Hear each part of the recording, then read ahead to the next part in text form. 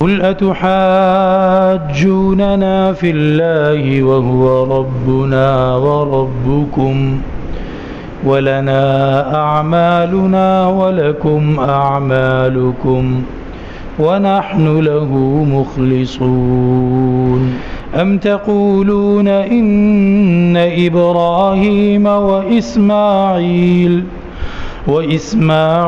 وإسحاق ويعقوب والأسباط كانوا هودا أو نصارى قل أأنتم أعلم أم الله ومن أظلم ممن كتم شهادة عنده من الله وما الله بغافل عما تعملون تلك أمة قد خلت لها ما كسبت ولكم ما كسبتم ولا تسألون عما كانوا يعملون. صدق اللہ العظیم. سورہ البقرہ آیت نمبر 139، 140، 141. ترجمہ: قل، آپ صلی اللہ علیہ وسلم ان سے کہیے، اتحاجوننا، کیا تم ہم سے حجت بازی کرتے ہو فی اللہ، اللہ کے بارے میں، وہو ربنا وربکم، حالانکہ وہ ہمارا بھی رب ہے اور تمہارا بھی، ولنا اعمالنا ولکم اعمالکم، ہمیں ہمارے اعمال یعنی ہمیں ہمارا کیا ہوا ملے گا اور تمہیں تمہارا کیا ہوا ملے گا. وَنَحْنُ لَهُ مُخْلِصُونَ، اور ہم خود کو اللہ ہی کے لیے خالص رکھے ہوئے ہیں. ام تقولون، یا ایسی بات ہے کہ تم کہتے جا رہے ہو، ان ابراہیم و اسماعیل و اسحاق و یعقوب، یہ سارے بزرگوں کے نام ہیں، حضرت ابراہیم، حضرت اسماعیل، حضرت اسحاق، حضرت یعقوب علی نبینا و علیہم السلام، والاسباط، اور ان کے بعد والے لوگ یعنی ان کی اولاد، کانوا ہودن، وہ تھے یہودی، او نصارا یا عیسائی. قل، آپ ان سے کہہ دیجئے، انتم اعلم، کیا تم زیادہ جانتے ہو، ام اللہ، یا اللہ زیادہ جانتا ہے. ومن اظلم، اور کون ہے بڑا ظالم، ممن، اس سے بڑھ کر کے جس نے، کتم شہادتن عنده من اللہ، کتم چھپایا، شہادتن اس گواہی کو، عنده جو اس کے پاس تھی، من اللہ اللہ کی طرف سے، وما اللہ بغافل عما تعملون، اور اللہ نہیں ہے ناواقف اس سے کہ جو کچھ تم کرتے ہو. تلک امۃ قد خلت، وہ ایک بزرگوں کی جماعت تھی جو گزر گئی، لہا ما کسبت، انہیں وہی ملے گا جو انہوں نے کیا، ولکم ما کسبتم، اور تمہیں وہی ملے گا جو تم نے کیا، ولا تسألون عما كانوا يعملون، تم سے پوچھنا ہوگی ان کے کاموں کی، ان کے اعمال کی. پچھلی آیتوں سے اس کا ربط یہ ہے کہ پچھلی آیتوں میں یہودیوں کی طرف سے کچھ بحث بازی کا تذکرہ تھا، بغیر کسی دلیل کے انہوں نے کچھ باتیں بنا رکھی تھیں اور ان کو وہ دہراتے رہتے تھے. مثال کے طور پر ان کا یہ کہنا کہ کونوا ہودن او نصارا، یا تو یہودی بن جاؤ، یہودی یہ کہتے تھے، یا پھر عیسائی بن جاؤ، یعنی عیسائی یہ کہتے تھے مسلمانوں سے کہ تم جب تک یہودی نہیں بنو گے، عیسائی نہیں بنو گے، تم ہدایت پر نہیں ہوگے، اگر ہمارے مذہب پہ آؤ گے تو تب تمہیں ہدایت نصیب ہوگی. اور اسی طریقے پر وہ یہ کہتے تھے کہ جو انبیاء علیہم السلام گزرے ہیں ان کا نام لے لے کر کہ جی وہ تو ہمارے مذہب پہ تھے. اور اس سے پیچھے ایک اور بحث ان کی گزری تھی، وہ کہتے تھے کہ جی فلاں فلاں نبیوں نے اپنی اولاد کو، اپنے بیٹوں کو وفات کے وقت یہ وصیت کی تھی کہ یہودی جماعت کے ساتھ اور یہودیوں کے ساتھ رہنا، یہودی بن کے رہنا، تو ہم اگر محمد صلی اللہ علیہ وسلم پر ایمان لے آئیں گے تو ان نبیوں کی وصیت ہم سے چھوٹ جائے گی. تو اس طرح کی فضول باتیں یہ کرتے تھے جن باتوں پر ان کے پاس کوئی دلیل نہیں تھی، اپنے پاس سے بنائی ہوئی بے بنیاد بے سروپا باتیں. اللہ رب العزت فرماتے ہیں آپ ان سے یہ کہیے. اور ایک آخری جو بحث ان کی گزری تھی، یہ کہتے تھے کہ ہمارے اوپر وہ بپتسمے کا جو رنگ ہے وہ چڑھ جاتا ہے، میں نے بتایا تھا کہ یہ ان کے جب بچہ پیدا ہوتا ہے تو ایک خاص عمر پہ آنے کے بعد یہ بچے کی ایک رسم کرتے ہیں. اس رسم کے اندر یہ بچے کو رنگدار پانی سے نہلاتے ہیں یا رنگدار پانی میں اس کو بٹھاتے ہیں، جس کو بیپتسمہ کہتے ہیں اور بیپٹزم کہا جاتا ہے اسے. تو یہ کہتے تھے کہ بھائی چونکہ ہمیں بچپن میں اس رنگین پانی سے رنگ چڑھا دیا گیا تھا تو اس کا رنگ ہمارے بھلے ہماری کھال سے اتر جاتا ہے لیکن اس کا رنگ اندر ہمارے دل پہ چڑھ جاتا ہے. تو اس لیے اب ہم کسی کی تبلیغ، کسی کی دعوت، کسی کی کوئی دلیل ہم پر اثر نہیں کرے گی کیونکہ ہمارے دلوں کے اوپر وہ رنگ چڑھا ہوا ہے. تو اس کا بھی جواب دیا گیا تھا کہ ایمان والوں پر اللہ کا رنگ چڑھا ہوا ہے اور تم پر یہ زعفران کا یا زردے کا یا کسی بھی پانی کا رنگ جو چڑھا ہے اس کی کوئی حیثیت نہیں ہے. اصل حیثیت اللہ کے اس رنگ کی ہے جو ہدایت والوں کے دلوں پر اللہ کی معرفت اور پہچان کا رنگ آ جاتا ہے. تو یہ مختلف ان کے دعوے، بحث بازی، حجت بازی. آپ ان سے کہہ دیجئے کیا تم ہم سے حجت بازی کرتے ہو اللہ کے بارے میں؟ حالانکہ وہ ہمارا بھی رب ہے اور تمہارا بھی رب ہے. جس طرح انہوں نے نبیوں کو بانٹنے کی کوشش کی. حضرت ابراہیم کے بارے میں انہوں نے دعویٰ کیا کہ جی وہ تو یہودی تھے، اور اسی طرح اور انبیاء کے نام پیچھے جو گزرے ہیں. اور یہ دعویٰ کرنا کہ حضرت ابراہیم نے اور ان کے بیٹے حضرت اسحاق نے اپنے بیٹوں سے وعدہ لیا تھا کہ یہودی پنے کو نہیں چھوڑو گے، اسی پر قائم رہو گے.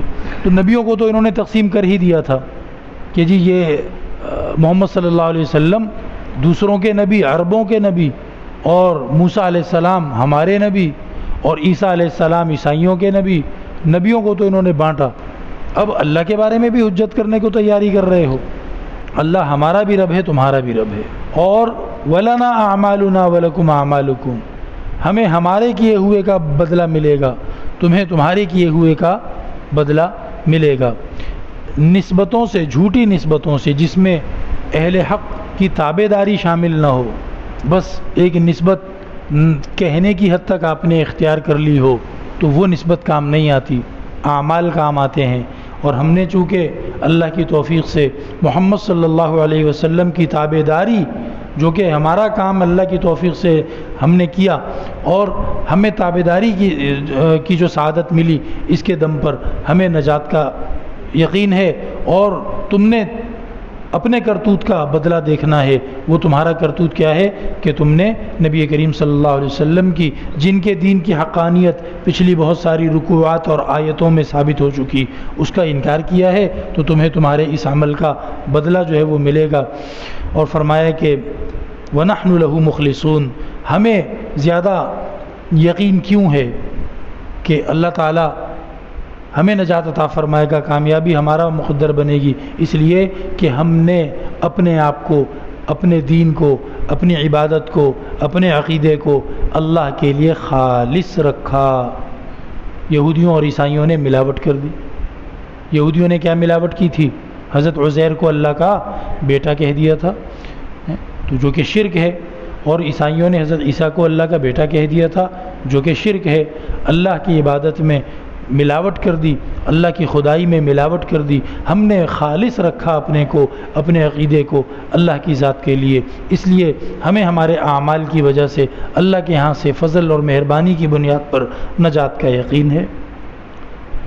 ام تقولون، اس دلیل کو تم نے سن لیا، کیا اب بھی تم وہی کہتے جاؤ گے جو پیچھے بھی بتایا گیا تھا کہ تم اب بھی یہ کہتے جاؤ گے کہ ابراہیم اور اسماعیل اور اسحاق اور یعقوب اور ان کی اولاد کانو ہودن، یہودی تھے، یا کرسچن یہ کہیں گے کہ وہ عیسائی تھے. مطلب دلیلیں سب تمہارے خلاف جا رہی ہیں، خود تمہارے پاس کوئی دلیل ہے نہیں، پھر بھی بس وہی بات جس کو اردو میں کہتے ہیں مرغے کی وہی ایک ٹانگ، وہ وہی دہراتے جاؤ گے بغیر کسی دلیل اور حجت کے کہ وہ تھے یہودی یا عیسائی. اچھا بھائی، تم یہ بحث کی، حجت بازی کی بے مقصد جو تمہیں یہ عادت ہے، اس سے ہم تنگ ہیں. بس ایک بات ہمیں بتا دو، اَأَنْتُمْ أَعْلَمُ، کیا تم زیادہ جانتے ہو کون کیا تھے؟ ام اللہ، یا اللہ زیادہ جانتا ہے؟ اللہ تو قرآن کریم میں بھی بتا رہا ہے، اور تاریخ کی حقیقتیں بھی یہی بتاتی ہیں. وہ تاریخ جو اللہ نے مرتب فرمائی، اللہ نے پیدا کی جو تاریخ، وہ یہی بتاتی ہے کہ یہ بزرگ انبیاء علیہم السلام یہ یہودی یا عیسائی ہو ہی نہیں سکتے. اگر یہودی مذہب حضرت موسیٰ علیہ السلام سے شروع ہو رہا ہے تو یہ بزرگان، یہ انبیاء علیہم السلام، یہ تو حضرت موسیٰ سے پہلے گزر گئے تھے. اور خود قرآن پاک میں اللہ تعالیٰ بتا بھی رہا ہے ما کان ابراہیم یہودیا ولا نصرانیا ولکن کان حنیفا مسلما. اور خود ابراہیم علیہ السلام فرما رہے ہیں کہ انی وجہت وجہی للذی فطر السماوات والارض حنیفا وما انا من المشرکین. ابراہیم علیہ السلام خود بھی یہی کہتے تھے کہ بھائی میں تو ہر طرف سے کٹ کے یکسو ہو کر اللہ تعالیٰ کی عبادت، اللہ تعالیٰ کی کامل مکمل فرما برداری کرنے والا ہوں. جبکہ یہودی اور عیسائی مذہب کا مطلب کیا ہے کہ آپ ایک خاص جماعت کے حامی اور ایک خاص جماعت کے ممبر بن جائیں، بس آپ جنت میں جائیں گے. یہودی بھی یہی کہتے ہیں، عیسائی بھی یہی کہتے ہیں. جبکہ ابراہیم علیہ السلام کہتے تھے بھائی میں اپنی نسبت کسی جماعت کے ساتھ نہیں کرتا کہ جس میں اللہ کی فرما برداری ہونے یا نہ ہونے سے کوئی سروکار نہ رہے اور بس کسی جماعت کا جھنڈا میرے پاس ہو تو میں کہوں کہ جی میں کامیاب ہوں. ایسا نہیں، بلکہ میری پوری توجہ، پوری یکسوئی وہ اللہ کی طرف ہے. تو انتم اعلم، تم زیادہ جانتے ہو یا اللہ زیادہ جانتا ہے؟ ومن اظلم، اور اللہ رب العزت یہاں پر ان سے، انہوں نے جو بے بنیاد قسم کے دعوے کر رکھے تھے ان کا رد فرمانے کے بعد اللہ تعالیٰ یہاں فرماتے ہیں کہ تم اپنے جرم کو کیسے بھول جاتے ہو؟ یہ سب حجت بازی اور بحث بازی کس منہ سے کرتے ہو؟ تم سے بڑا ظالم کون ہو سکتا ہے؟ ومن اظلم، کون ہے اس سے بڑا ظالم؟ ممن کتما، اس بندے سے کہ جس نے چھپایا، کتمان، کتمان کہتے ہیں چھپانے کو، شہادتن عندہ من اللہ، اس گواہی کو جو اس کے پاس ہے اللہ کے ہاں سے، اللہ کی طرف سے اس کو ایک گواہی ملی ہے. وہ کیا گواہی ملی ہے؟ کہ ان کی کتابوں میں ان کے علماء نے، اہل حق علماء نے جو گزر گئے تھے انہیں یہ وصیتیں کی تھی اور سمجھایا تھا، اور ان کی کتابوں میں موجود ہے کہ محمد صلی اللہ علیہ وآلہ وسلم برحق نبی ہوں گے، ساری انسانیت کے لیے نبی ہوں گے. اور موسیٰ علیہ السلام، عیسیٰ علیہ السلام، ان کے ماننے والوں کی بھی نجات اسی پر ہوگی کہ وہ ان محمد صلی اللہ علیہ وسلم پر ایمان لائیں، ان کا ساتھ دیں، ان کی مدد کریں. اس کے بغیر یہ لوگ نجات نہیں پا سکیں گے. یہ گواہی تمہارے پاس ہے، تم اسے جانتے ہو، تم اسے مانتے ہو، اور پھر اس کو چھپا لیتے ہو، اس کا اظہار نہیں کرتے تاکہ لوگ ہدایت پر نہ آ جائیں کہیں اور ہماری دکانداری بند نہ ہو جائے، اور خود بھی اس پر ایمان نہیں لاتے. دوسروں سے بھی چھپاتے ہو. جو مخلص یہودی ہیں، جو ان پڑھ ہیں اور ہدایت کے طلبگار ہیں، اور وہ سمجھتے ہیں کہ تم بڑے عالم ہو اور تم ان سے بھی شہادت کو چھپائے بیٹھے ہو. اور دوسرے لوگ جو یہودی نہیں بھی ہیں، مشرکین ہیں، قبیلوں کے، گاؤں دیہات کے، عرب کے لوگ، وہ بھی سمجھتے تھے کہ یہ پڑھے لکھے لوگ ہیں، ان سے مشورہ کرنے آتے تھے. تو بعض روایتوں میں آتا ہے کہ شروع میں یہودی جو ہیں یہ مسلمانوں کو وہ باتیں بتاتے تھے اور عام لوگوں کو بھی بتاتے تھے کہ ان نبی کے بارے میں ہماری کتاب میں یوں یوں آیا ہے، ہاں یہ صحیح آدمی ہیں، یہ نبی ہیں. لیکن پھر بعد میں ایک دوسرے سے کہنے لگے کہ بھائی تم کیوں بتاتے ہو؟ لیحاجوکم بہ عند ربکم، تم لوگوں کو صحیح صحیح بتا دیتے ہو سب کچھ، کل کو لوگ تمہارے خلاف حجت بنائیں گے، قیامت کے دن بھی اللہ کے سامنے بھی حجت بنائیں گے کہ یا اللہ ہم نے خود سنا، یہ ہمیں بتا رہے تھے محمد صلی اللہ علیہ وسلم سچے نبی ہیں، اور پھر یہ لوگ ایمان نہیں لائے تھے. تو پھر وہ ایک دوسرے کو منع کرنے لگ گئے، اور پھر انہوں نے پالیسی یہ بنا لی کہ بھائی اب ہم چھپایا کریں گے، بس اب ہم نہیں بتایا کریں گے کہ یہ محمد صلی اللہ علیہ وسلم جو ہیں یہ برحق اور سچے رسول ہیں. تو اللہ تعالیٰ فرما رہے ہیں تم سے بڑا ظالم کون ہے؟ تم کس منہ سے بحث کرتے ہو؟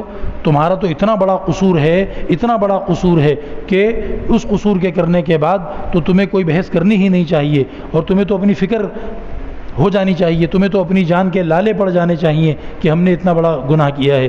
فرمایا اس سے بڑا ظالم کون؟ جس نے چھپائی وہ شہادت جو اس کے پاس تھی اللہ کے ہاں سے۔ وَمَا اللَّهُ بِغَافِلٍ عَمَّا تَعْمَلُونَ، اللہ ناواقف نہیں ہے تمہارے کاموں سے، تمہارے کرتوت سے، لہٰذا اللہ رب العزت وقت آنے پر دنیا میں بھی سزا دے گا اور آخرت میں بھی تم اللہ کی سزا سے بچ نہیں سکو گے۔ چنانچہ آپ نے دیکھا کہ کس طریقے پہ مدینے کے اندر باری باری یہودیوں کے سارے بڑے بڑے قبیلے وہ اپنے اپنے کرتوت، اپنی اپنی حرکتوں، اپنی اپنی غداریوں کی وجہ سے وہ یا قتل کیے گئے یا مدینے سے نکال باہر کیے گئے اور وہ دربدر ہو گئے، آج تک دربدر ہیں، اور اگر توبہ نہیں کریں گے تو اس سے بھی زیادہ ذلیل و خوار ہوں گے۔ تو اس لیے اللہ تعالیٰ فرماتے ہیں ہم ناواقف نہیں ہیں، تم نے جو کچھ ہمارے نبی کے بارے میں کیا اور وہ اللہ کے سب علم میں ہے اور ہر چیز اللہ کے علم میں ہے اور اللہ رب العزت اس کو نظر انداز نہیں فرمائے گا۔ تلک امۃ قد خلت، باقی رہ گئی بات یہ کہ جی وہ حضرت ابراہیم اور ان کے بیٹوں نے یہ وصیت کی تھی اور ہم تو ان کی طریقے پر ہیں، وہ ہمارے طریقے پر تھے، وہ یہودی تھے، ہم ان کے ہیں، وہ ہمارے تھے۔ یہ منہ سے بولی ہوئی جھوٹی نسبتیں یہ تمہارے کچھ کام نہیں آئیں۔ آج بھی بعض ان پڑھ سادہ یا بے پرواہ مسلمان اسی قسم کی کچھ باتیں کر رہے ہوتے ہیں، کسی اللہ کے ولی کا نام لے کر کہتے ہیں کہ جی میں تو ان کے پیار محبت کرنے والوں میں سے ہوں، ان کے چاہنے والوں میں سے ہوں، لہٰذا بس اب میری نماز، روزے، گناہ، ثواب، ان چیزوں کی فکر کرنے کی کسی کو ضرورت نہیں ہے۔